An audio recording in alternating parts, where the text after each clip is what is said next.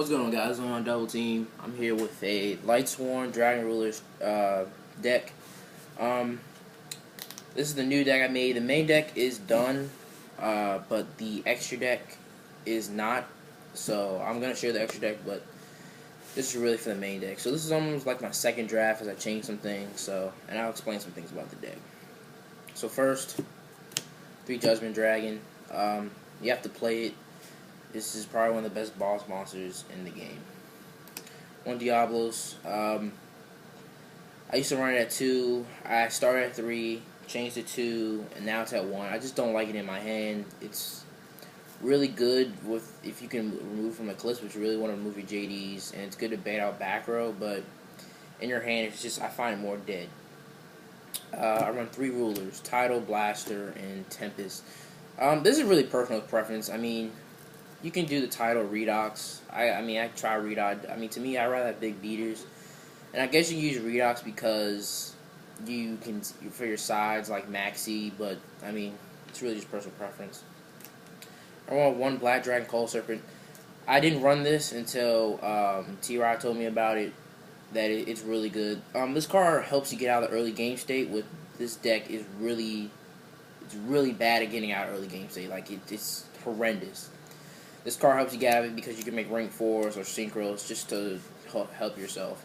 So, and also you can remove Eclipse to summon it, so it's really good. So that's really the dragons.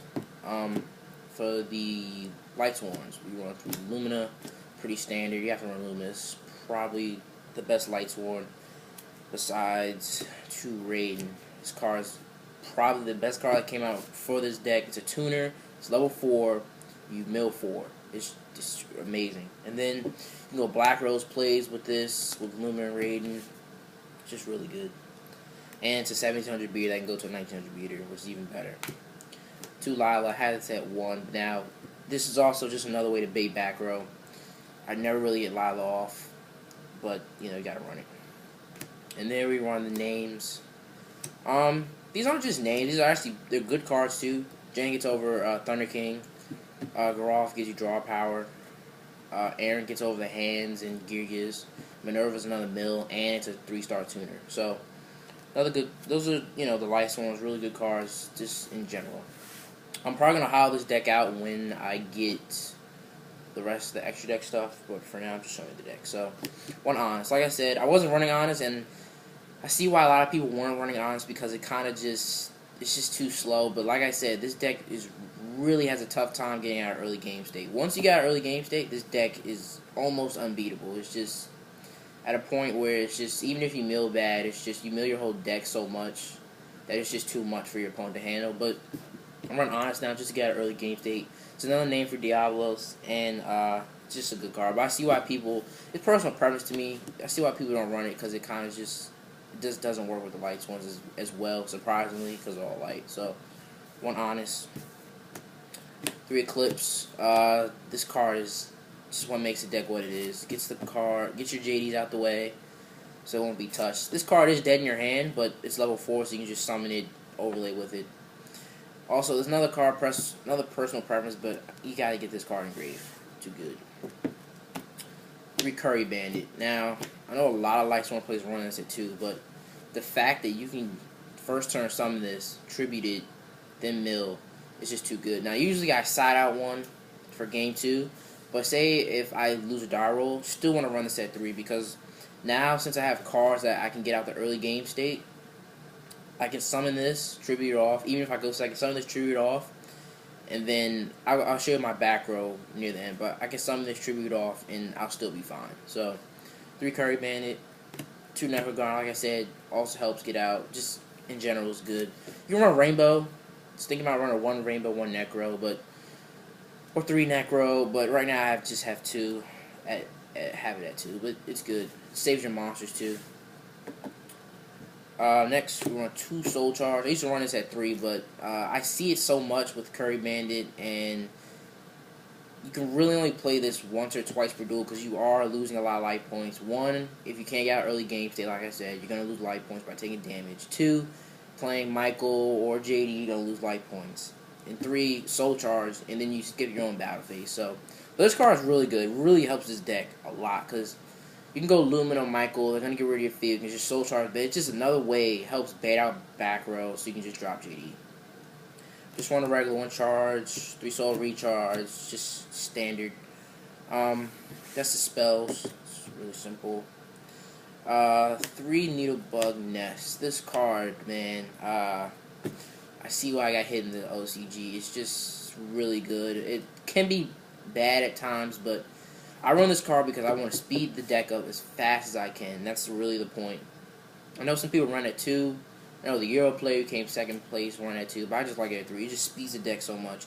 Also, I also side out 1 for this too, because if I'm going second, I mean, you need it, but it's just not as what you need for your side cards. So, 2 Wing Blasts. Like I said, you have to get an early game state with this deck, and this card just helps. It resets your opponent. Then, if you have an Eclipse in hand, you just discard it. Then you can get a JD away. Just another card that helps you get out of the early game state, and it just gets rid of prominent cards like Maggie's Fiend or Vandy's Fiend, cards that just prohibit you from summoning. So, that's good. And my last trap, Breakthrough Skill. Now, usually I side in the second one for Breakthrough, but I run 1, so it's good engraved and it's good set. So no matter what, if I mill it, it's good. If I mill engraved, it's good. So that's the main deck, guys. I'm probably gonna be changing it, but here's the extra deck so far: 1-on-1, Omega, Black Ship, Mistro, Star Leech, Crazy Box, Arlen Draco, Cowboy.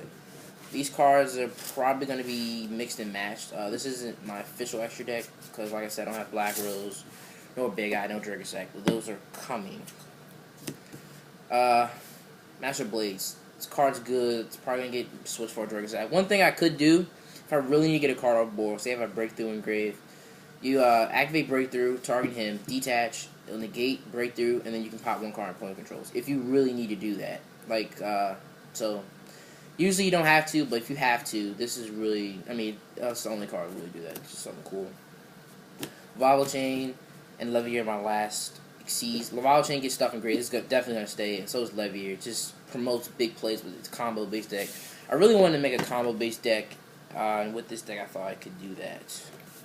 Stardust, Scrap, Michael, Colossal Fighter, and Leo. This may get cut for a Crimson Blader. This may get cut just because I may not have enough space, but the extra deck is not flexible. These 3 I'm definitely running. Stardust helps you just stay in the game for a little while. Michael is just amazing. This card is just so good.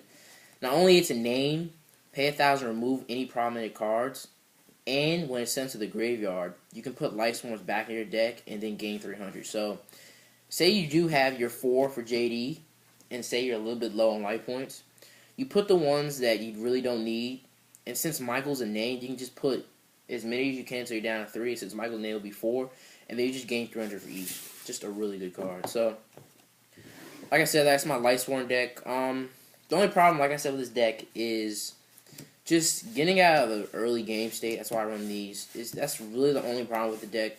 If you mill bad early and you can't get out of early game state, you're going to have issues. You're going to lose, pretty much, because that's the problem with this deck, getting out of early game state. But once you do that, you're golden, because this deck just, like I said, I know a lot of people say this deck is really easy to play. It is easy to play. It's an easy deck to play. It's just if you don't play it right, also you have to have the right build. So you can play an easy deck, but if you don't have the right build to play it so easily, then you're not gonna win. Because if it's so easy to play and you don't have the build, it's not happening. So that's my Lightsworn build. It's been pretty good so far. Jeff Pro, probably going to bring this deck to my locals, playing a tournament with it. But that's really it, guys. Remember, this is on Double Team. Remember to like and subscribe.